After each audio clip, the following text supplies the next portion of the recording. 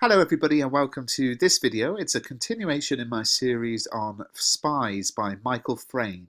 Now just to say, as you probably know if you've watched the other video in this series is a little bit different to what I normally do because I've actually got a book in the shops, a real book in the shops on Spies. It's published by Faber Educational Editions. It's the complete novel and then about 80 pages of my own detailed analysis. So pick up a copy in all good bookshops or on Amazon online if you want to. So what I want to talk to you about today is the genre of spies. And really I think you can see Spies as a work of detective fiction and also a coming-of-age story. So what I'll talk about in this video is the detective fiction aspect of the novel, and what you can do is read about the coming-of-age story aspect of the text in the book. So detective fiction. Now detective fiction focuses on the investigation of a crime by a character within a text. Edgar Allan Poe's The Murders in the Rue Morgue in 1841 is seen as one of the first examples, although in reality the genre predates this in Eastern literature.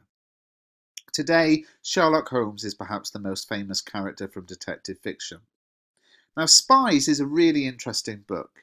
It is a work of detective fiction, but we have to ask ourselves, what crime is being investigated?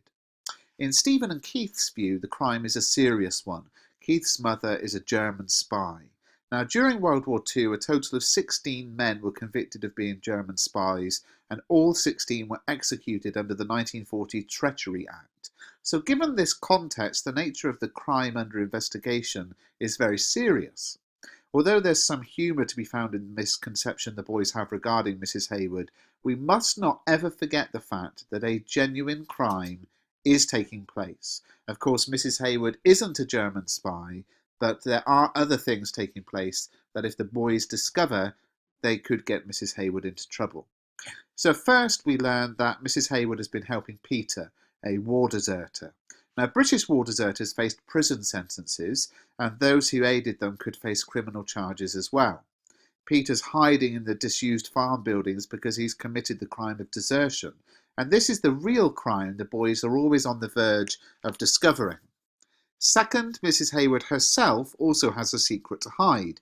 We cannot be completely sure that she's having an affair with Peter, but it certainly seems to be the case. We know that Peter's always loved her, that Mrs. Hayward leaves an X on the cigarettes provided for him, and of course we think that's like a kiss. Now, having sex with someone who is married is called adultery. Adultery itself has not been illegal in the UK since the 1850s, but it is still grounds for divorce, and should Mr. Hayward discover the affair and divorce his wife, there would be very few options open to her, and it would be unlikely that she could continue to live such a lavish lifestyle. Remember, she has her son at private school, she has a cleaner for the house. And similarly, the underlying threat of Mr. Hayward's violence makes any rumour of adultery highly dangerous. The reader senses that Mrs. Hayward would be physically abused should her husband discover the truth of her many outings. Indeed, this seems to be exactly what happens when Mrs. Hayward wears a scarf in the summer, presumably to cover up the physical signs of abuse from her husband. So despite the fact that Mrs. Hayward is not a German spy, there is still a great threat to her and Peter should their actions be discovered by Keith and Stephen. And we mustn't understate this. It is a funny book in many ways, but although the boys are misguided in their ideas, they still do stand to unearth a number of serious and potentially dangerous secrets. So, the novel is a detective story in terms of the fact that there is a crime taking place that is being investigated by, in this case, two detectives. But the novel also subverts the generic expectations and conventions of detective fiction. In traditional detective fiction, the detective is of higher intelligence than the reader. If we take Sherlock Holmes as an example, in each of Arthur Conan Doyle's stories, Holmes uses his superior intellect to solve the case. The clues were always present for the reader, but it's the detective who's able to piece them together. But in Spies, of course, the opposite is true. In Spies, the reader is more intelligent than the detectives, and as the reader, we're able to work out more than the young and naive Stephen and Keith. Now, that doesn't mean the role for the reader is easy, as we saw in the last video with the naive narrator. Makes it very, very difficult. It's still a complex and often confusing task to work out the reality behind the boy's ideas, but nonetheless, the reader is empowered to work out what is happening. It's quite likely that, just like Stephen and Keith, readers might not notice some of the subtle clues laid by Frayn. And I'll now explain a few telling moments from the text, moments which help us to understand Mrs. Hayward's actions in the novel. So on page 20 we read that Mrs. Hayward posted letters is sometimes seen to Stephen several times a day. And this is the first indication that Mrs. Hayward is involved in some kind of illicit activity. The reader immediately realises Keith's mother would have no reason to post letters numerous times a day. On page 28 we read that Mrs. Hayward has a photograph of Uncle Peter in another silver frame. And this is an early clue that Peter is the object of Mrs. Hayward's attentions and perhaps affections. When Mrs. Hayward hears the policeman has gone to Auntie Dee's house, Stephen describes Mrs. Hayward and how all her composure's gone. She looks ill and frightened on page 32. Now, Mrs. Hayward is clearly worried that Peter's been discovered or perhaps hurt, but either way, her dramatic reaction indicates the strength of feeling she has for her sister's husband. It's worth noting that all of these clues appear before Keith tells Stephen that Mrs. Hayward is a German spy, and when Keith makes this revelation, the reader is already furnished with a number of clues to help them understand the reality of the situation they're observing. On page 38, Stephen tries to work out who Mrs. Hayward is writing letters to, and he concludes the only human being that that the Haywards know, apart from me, are Auntie Dee and Uncle Peter. That's on page 38. Now here we see that actually Stephen has hit the nail on the head. He's correctly solved the mystery, although he doesn't know it himself. It is indeed Uncle Peter who Mrs. Hayward travels to see each day. The photographs in Auntie Dee's house also hold clues for the reader. One photograph shows Keith's mother and Auntie Dee with Uncle Peter lounging boyishly between them. And this picture, of course, is a symbol for the way in which both women love Peter.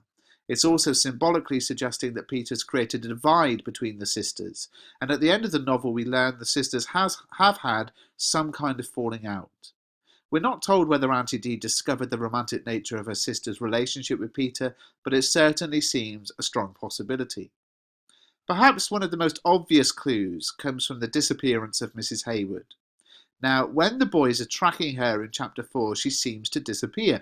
Each time she gets to the end of the street, she's vanished. And there's a lot of irony in Stephen's words where he says, there's only one way to go when you get to the end of the close, and that's left. Because if you go right, the roadway peters out almost at once into a rough track that disappears through the undergrowth.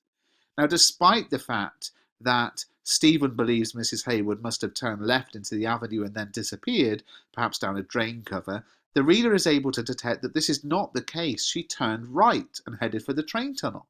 The use of peters out can be seen as a very clever subliminal clue that the train tunnel journey leads to Uncle Peter. When Stephen discovers the cigarettes, he notices a scrap of paper with one single familiar letter, X. And although Stephen cannot decipher what this means, the reader knows it's the symbol for a kiss. And this suggests Mrs. Hayward is in a relationship with whoever is hidden in the farm buildings beyond the train tunnel.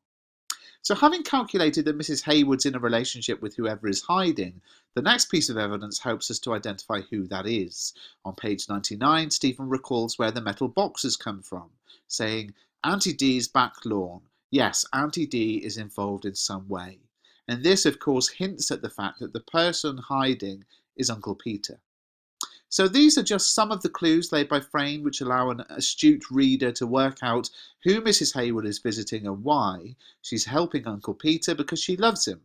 But of course it's not as simple as that. There are still more surprises for the reader at the end of the novel.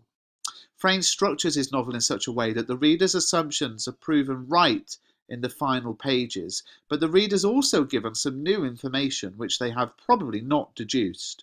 We learn, for example, that Stephen and his family are German, having fled to England to avoid persecution in 1935. We learn the family are Jewish, that Stephen's father worked in British intelligence. And this is the great reward of Frayn's novel. Not only are the reader's astute assumptions proven correct, there are further shocks to be discovered. In keeping with the generic conventions of detective fiction, there are subtle clues provided for these final revelations, but they're much harder to spot in advance. So on page 27, Stephen thinks his father speaks an eccentric made-up word such as schnick-schnack, and this turns out to be the German language, pointing to the family's nationality.